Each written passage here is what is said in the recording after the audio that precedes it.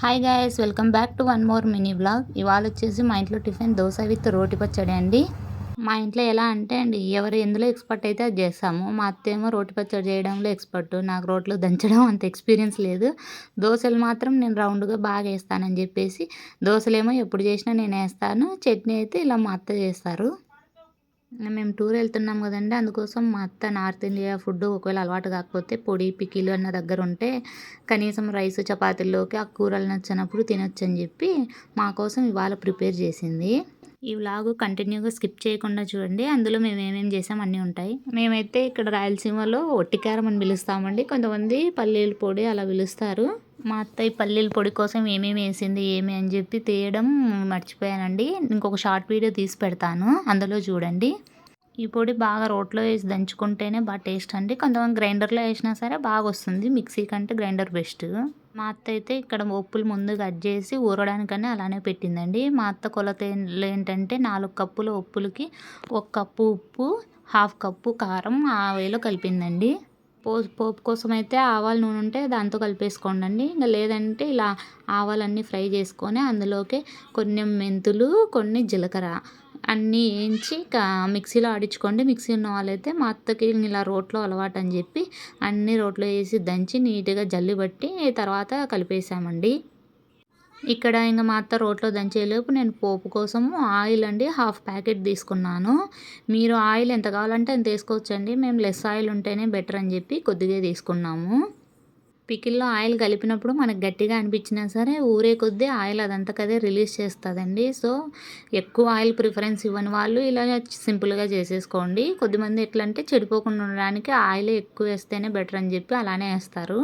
ఇక్కడ ఆయిల్ వేగిన తర్వాత ఇంకా వెల్లుల్లి పచ్చివేనండి, ఇంకా పొట్టు తీయలేదు, ఇంకా మొత్తం అలానే వేసేసి అలాగే ఎండుమిర్చి వేసి ఇంకా మూత పెట్టేసామండి. మేము ఇక్కడ ఇంకా పోపు కోసం ఆయిల్ గురించి చూస్తూ ఉంటే మా వర్ష ఏమో మా అత్త ఆల్రెడీ దంచి జల్లి పట్టిండేది మళ్ళీ తీసి అన్నీ మిక్స్ చేసి పడేసిందండి. అందుకోసం పాపం మా అత్త మళ్ళీ దంచి వాటిని నీట్గా మళ్ళీ జల్లి పట్టి తీసుకున్నాము. ఇంకా ఫస్ట్ అయితే మనం దంచి పెట్టుకున్న పొడిని అంతా కలిపేసి తర్వాత ఆయిల్ కొద్దిగా చల్లబడిన తర్వాత మేము గోరెచ్చుకున్నప్పుడే కలిపేసాము. ఇంకా అలా కలిపి ఇంక మనం ప్లాస్టిక్ బాక్సుల్లో స్టోర్ చేసుకుంటే ఎన్ని రోజులైనా నిల్వ ఉంటుందండి. మేము ఇంకా కొంచెం కొంచెమే కాబట్టి అన్నీ లిమిట్గానే వేసాము. పీకీలో ఎలా స్టోర్ చేసుకోవాలని మ్యాక్సిమం అందరికీ తెలిసి ఉంటుందండి. బట్ కొత్తగా వీటితో ఎక్స్పీరియన్స్ అయ్యే వాళ్ళు, నేనైతే అన్ని పెళ్ళైన తర్వాతేనండి ఎక్స్పీరియన్స్ చేస్తున్నది.